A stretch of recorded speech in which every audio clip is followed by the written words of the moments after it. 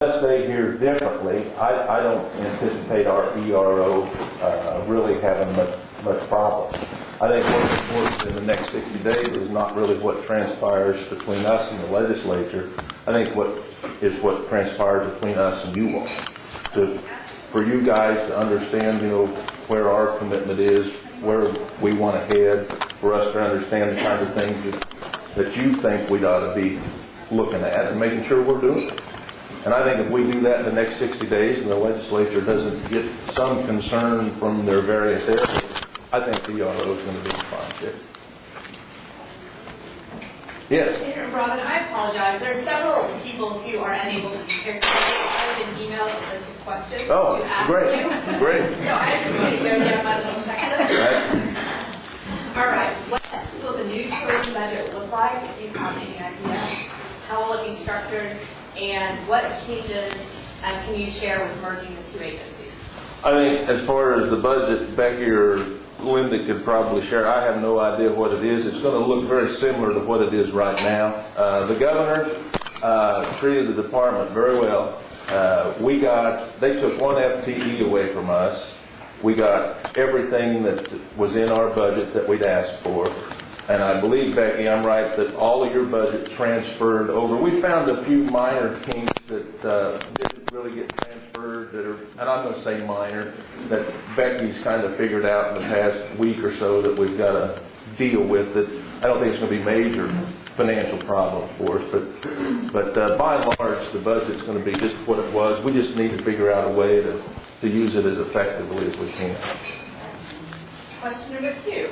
What are the plans for the current travel and tourism grant program, and will grant award dollars stay the same? Do you know? I'll defer that to, again, Becky and Linda. Because the budget is the same as current year, we don't anticipate that the grant program dollars will change. If something comes along that impacts that budget, we may have to adjust that. But I don't see any changes in that program right now. Going forward, certainly, the grant program, as many of you know, the Attraction Development Grant Program was one that had been funded at a much higher level at times in the past, and that may be something that's looked at down the road, but I think until resources are there, you'll probably see it stay about what it is. Okay. All right. There's great support from the eastern part of the state and for the Flint Hills and the promotion of the Symphony on the Prairie and other outdoor sportsman activities. What do you see as the focus of tourism for Western Kansas? Well, first of all, and I probably should have mentioned it, the governor is trying to put together a celebrity pheasant hunt in western Kansas. It will most likely be in northwestern Kansas. The governor thinks there's great opportunity in pheasant hunting, and he's accurate. There is. So we're going to be looking at that. Some of the other things that we as a department have already been talking about, and actually to support the department again, they had started talking about some of these things in the past to enhance the walk-in hunting program. And one of the challenges that we have is it's difficult for us to have a walk-in hunting program in the eastern part of the state, and they've been looking at ways to do that. In fact, yesterday I redirected, we had $2 million in our capital improvements budget for land acquisition to buy land. And that's just a little bit of a change in philosophy between me and the previous secretary. We have to have access for people to hunt. We have to have access for our residents to hunt.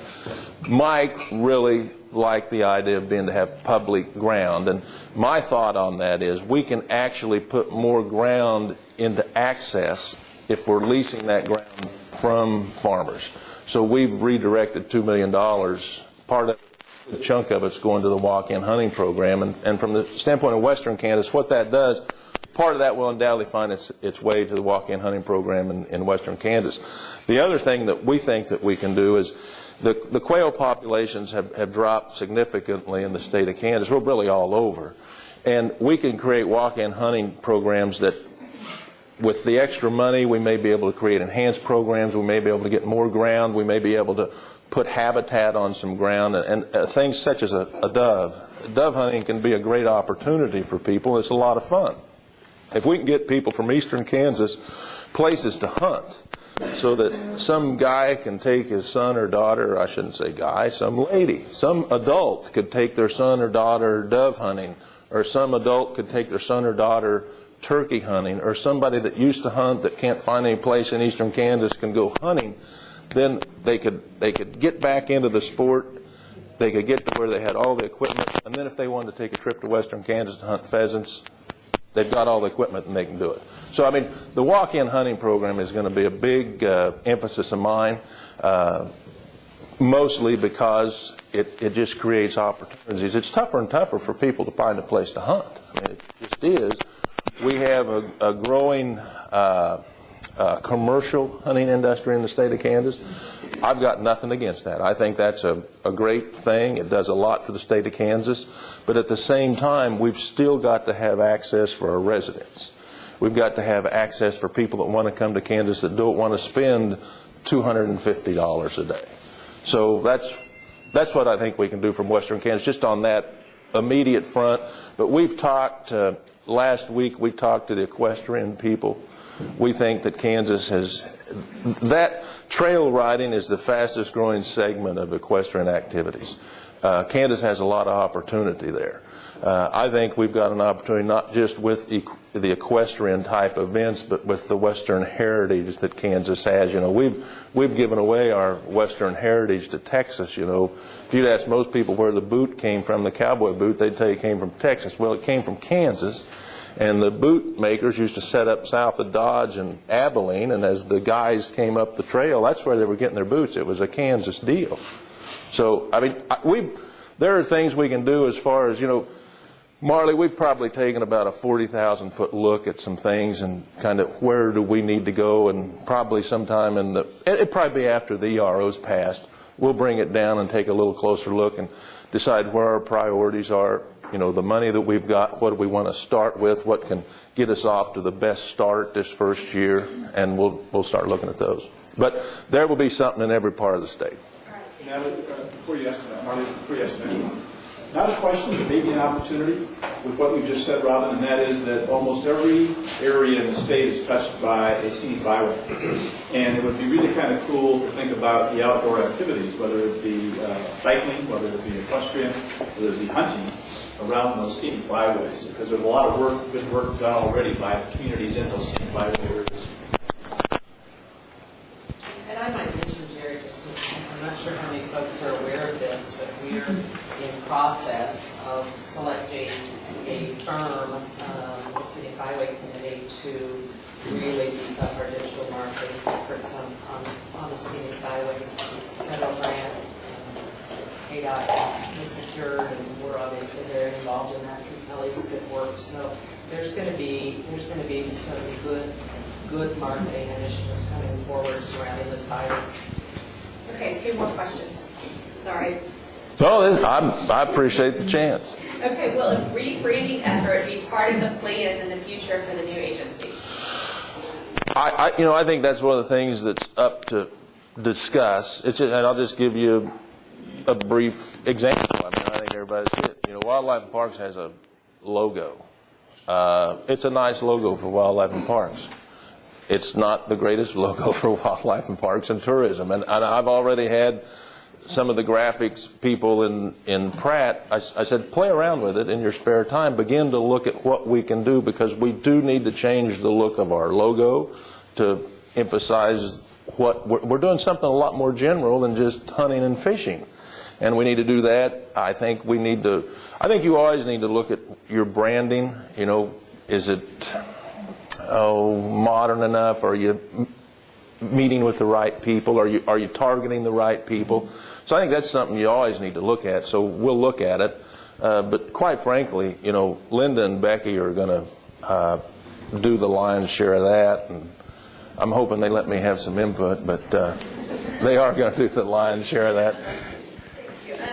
Outdoor sporting is something that fits all of Kansas. However, the tourism industry has generally given focus to museums and other traditional tourism venues. Do you see this changing for Kansas? I think in that we need to recognize outdoors can be a destination attraction. And I think it's an opportunity for us to bring people to the state. But you need to understand that not everybody's an outdoor person. And we've got some great things. I mean, that's one of the things that I spent 4 years ago, and that is one of the things that really made a significant impression on me is Rolling Hills. You know, I don't know how many of you have been to Rolling Hills. That is a marvelous place. You know, and it's so close to the interstate. It just amazes me. I've told people, you know, you need to pull by there. They go, well, I've seen the sign. They just never go. I think most people would be amazed at what's there. The Cosmosphere, you know, to have that out here, I mean, it's an amazing thing. You know, you can go all around the state. I mean, I could go to local historical museums. I go out to Lane County. Our little museum out in Lane County is a neat deal. It's one more thing that people can go to when they're out there. And I think you begin to look. We just had something come up the other day. We were talking about the governor's celebrity pheasant hunt. And this is why I like getting together and talking to folks. And we were sitting there talking, and somebody brought up the idea on the governor's celebrity pheasant hunt, are we going to have any activities for spouses? I just thought that was an outstanding question. I think most people assume that people coming out to the pheasant hunt were going to be men. That's a pretty dangerous assumption in this day and age. But it was a good question, because there are a lot of things in Kansas that we could bring an outdoorsman to do, and if you just under the assumption, which I think is a fair assumption, statistics would probably prove it, under the assumption that most of the hunters are men, if you're going to have somebody out for an event, or you're going to try to get people out to Kansas to hunt, there are times when you might have a heck of advantage to have an opportunity for their spouse to come out. Or if you've got a museum, or if you've got something that attracts women, how about when you're promoting that, talk about the outdoor opportunities for the man when his wife comes to Kansas. You know, my wife and I, the only recreational activity that we have in common is we like to eat. Aside from that, that's about, I mean, we go places, and I'll screw around during the day, she'll screw around during the day, and we get together, we just love to eat good food. And that's what we have in common. And I think if people recognize that, and as we look at a strategy, we try to put things together and recognize that there are differences. We've got something that appeals to about anybody in one area, and develop a marketing strategy. That was all my questions. Does anybody else have any questions for Robin? And I'm going to quiz Colleen on that. Oh, she'll tell you it's true. Okay. Anything else for Robin? All right. Jim. In addition to the transfer in the governor's budget proposal, we talked about a $300,000 PIO marketing fund. Are you in a position to discuss that? No, not now. I mean, I will tell you, I have not looked at the budget at all. I know our budget within $10 million is about as close as I can get, and the fact that we redirected the money from capital improvement, the land purchase, to other stuff is about all I've looked at as far as the budget. Our Assistant Secretary for Administration, Dick Kurth, which, you know, at some point a lot of you guys will get to know Dick's background. He did work for the budget office years ago, and he's very knowledgeable, and he kind of keeps us out of trouble financially. We've got some challenges, I would say that. The money that we have, I mean, the department's got a pretty big budget. A lot of that money comes from Pittman Robinson, Dingle Johnson money, and for those that you are not aware, Pittman Robinson was put in, I think, back in the 30s, and it was an excise tax on ammunition and firearms, and it went to benefit wildlife. And then Dingle Johnson came along later. It was the same thing with fishing equipment, benefits fishing. We have a pretty big, that's some significant money for us. We get it based on, it's federally collected, we get it based on our geographic area and the number of licenses we sell. And so people look at the total budget of the department and think, man, you guys are in great shape. Well, there's some very specific things that we can spend that money for. And actually in the late 80s, early 90s, Kansas got caught for being in diversion of funds over that. We were about the first state they audited, and that's why they caught us. And as I remember right, they've caught some other people since then. As I remember right, it would be such things like if we put a boat ramp using wildlife fee funds into the park area of one of our facilities, we were in diversion of funds. that boat rep should have been in the wildlife. Those were the kinds of things that happened. You know, it wasn't anything that Kansas did trying to get around the law. It's just I don't think a lot of people understood it at that point. But we understand it now, and we have an auditor, and I think that's about all. That's what she does, is keeps us in compliance on that. Yes? So when you are out and about in our great state, how do we get you to come to our attraction or community? You just call me. You call me, I'll do it, and I may stop by anyway. No, but I'm serious. Call me, and boy, the sooner you call me and tell me you'd like me to stop by, I'll just write it down, and when we're out, I'll do it. I'd love to do it. Good food would make the difference. Good food, yeah. Got it.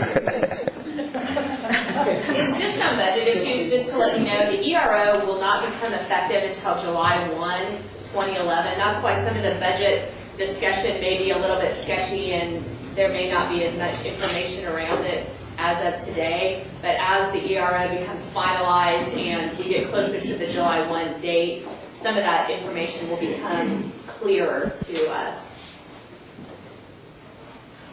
All right, any other questions for Robin before I introduce Linda? Do you want a formal introduction? The only thing I have to say is you're a K-State graduate. So, come on up.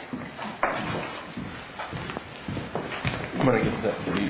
Oh, what an opportunity. You know, I've heard a lot of people talk about, I think Jerry used the words hesitation and trepidation and, you know, change. And can you guys imagine how I felt the day I got the phone call that said, hey, Linda, we have something we think we want you to consider. And, you know, I was like honestly, totally speechless because I really absolutely loved what I was doing. And so when I got that phone call and I said, well, let's talk, and they said, well, you know, we got someone we want you to work with. And I said, really? I said, well, what do you think about that? And I said, well, you know, until I have a chance to meet him, I'm not going to be able to tell you it's going to work or it's not going to work. So anyway, the governor put Robin and I together, and I think he thought we might talk for about 15 minutes. 2.5 hours later, we walked out of the office, and what I learned a lot during that time frame. You know, most of you guys that know me know I'm pretty passionate about the state. Whether it's whether it's the programs, the Explore programs that Marcy's put together, and the Kansas Sampler Foundation, whether it's everything that's going on in Topeka with Olivia's entry into that organization, it's the Discovery Center in Manhattan. You know, any time I have the opportunity to cheer on the state, I really try to do so. And what I found is I found another cheerleader, because but not only is Robin going to be a good cheerleader, he's going to be a great captain, because I think what a lot of times people, you know, really struggle with is change. And with that change comes that hesitation and trepidation. And when you start merging things together, you know, I'm going to be one of the first to say the things that Becky and her crew have been doing have been really good. And they're going really well. And I can also say, after spending a few weeks in Wildlife and Parks, that the things that the Wildlife and Parks people are doing are really good. Now think about it. When we put those two really good teams together, what kind of success we just might have. And you know, I know there's going to be, I've already heard it, you know, well, Linda, you know, I tried working with that before and it just didn't work. They weren't listening to a thing I said. And I think what we have to do is really set aside all those past perceptions of each other. Some of them are good, some of them are bad. And I think if we can approach this entire process with open minds and open hearts and a willingness to really work together for success, then just imagine all the great things that can happen. You know, my background wasn't tourism when I got into the industry. And my background isn't hunting and fishing, even though my boys love to do it all the time. But I think, you know, several people have asked, Linda, what really is your role? You know, are you going to take over this or you're going to take over that? No, that's not my role. My real role is that of a facilitator. Becky's great at what she does. Linda Linnerman, who is our parks director, is great at what she does. So, you know, when you bring those two together, it's sort of like having, let's see, the Green Bay Packers come together, you know, and we got Jordy Nelson on the team, and we're going to win this ball game. You know, that's what this is all about. And now we have the support behind us. And, you know, I think as an industry, but has everybody here been back to where Becky's office is in Commerce? Just about. Anybody get lost going there? You know, yeah, Becky, that was because you were trying to get lost, Becky. You know, I think what this is going to do, one of the things that we've talked about is really given travel and tourism that Main Street view, and we're working really diligently on that, and we're hoping that one of these days we might be able to pull that off.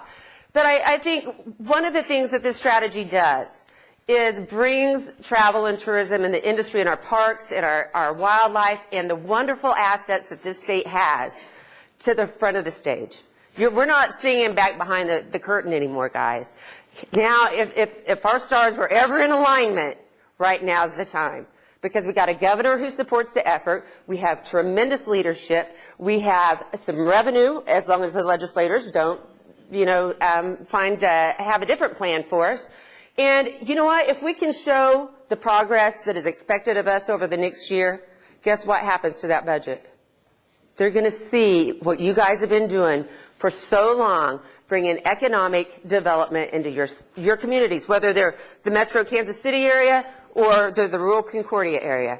Or Abilene too, you know, everybody. I mean, think about it. If we can make this happen, this sets the stage for the future. So, you know, I just have to say I'm really excited about having the chance to be the facilitator between two wonderful groups of people, bringing them together, talking through the issues, resolving. That's you know, hopefully I'm going to make some mistakes. There's no question about that. I think, you know, we're going to make some calls that not everybody's going to agree with. But at least we're willing to take that chance and to put that foot out there and to try to work together to make a difference. So I'm really excited about it. I hope that when you guys go to meet with your legislators today that you'll say, hey, I think this is a good thing, because you guys are the people that they're going to listen to. So with that, thank you. Any questions?